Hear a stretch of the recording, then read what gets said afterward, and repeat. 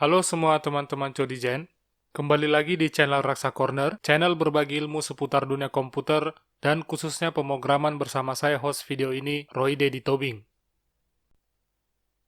Video kali ini merupakan video yang membahas tentang komponen database aplikasi janji temu. Pada komponen ini akan ditunjukkan bagaimana kode program untuk konfigurasi dan pembuatan koneksi aplikasi terhadap database. Jika terdapat pertanyaan seputar materi yang saya sampaikan, Anda bisa memberikan komentar pada bagian bawah video YouTube ini. Untuk awalnya, kita akan membuat code untuk koneksi ke dalam database. Dalam folder DB, saya telah membuat dua buah file. Yang pertama namanya adalah config.php. File config.php ini nanti berisi data-data yang diperlukan untuk konfigurasi koneksi ke dalam database. Sementara file dbhandler.php akan berisi kelas yang bertujuan untuk mengkoneksikan aplikasi terhadap database dan menggunakan data pada config.php untuk menjalin koneksi terhadap database tersebut. Pada file config.php, saya akan mengetikkan beberapa konstanta yang mewakili data-data yang diperlukan untuk melakukan koneksi terhadap database. Untuk memudahkan prosesnya, saya akan meng-copy-paste konfigurasi yang pernah saya simpan sebelumnya.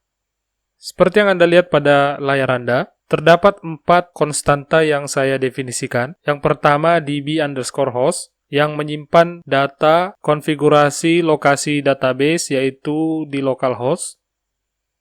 Kemudian saya mendefinisikan db_username, yang digunakan untuk menyimpan nilai username yang digunakan untuk mengkoneksikan aplikasi terhadap database.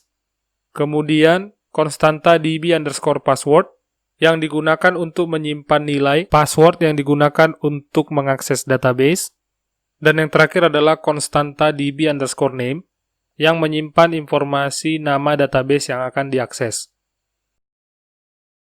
Baik, kita sekarang membuat kode program untuk file dbhandler.php. Seperti tadi saya sudah sampaikan, bahwa file ini akan berisi kelas yang bertujuan untuk menangani koneksi ke dalam database. Nah, yang pertama kita lakukan di sini adalah membuat sebuah namespace dengan nama db. Hal ini nanti untuk memudahkan Anda untuk mengidentifikasi kelas dbhandler yang akan digunakan. Berikutnya yang kita lakukan adalah melakukan deklarasi kelas dbhandler yang diikuti dengan deklarasi sebuah atribut dengan nama con, serta akses modifiernya adalah private. Setelah deklarasi atribut tersebut, berikutnya yang kita lakukan adalah pembuatan sebuah metode dengan akses modifier public yang diberi nama connect.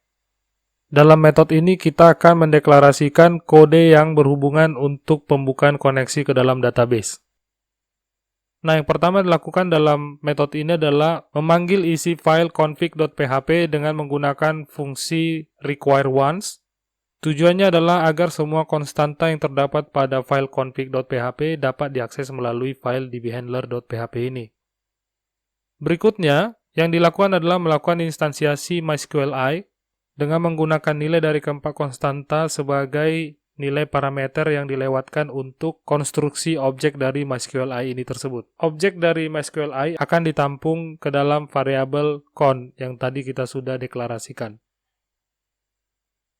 Nah, pada potongan kode berikutnya, yang kita lakukan adalah mengecek apakah koneksi ke dalam database itu sudah berhasil atau tidak.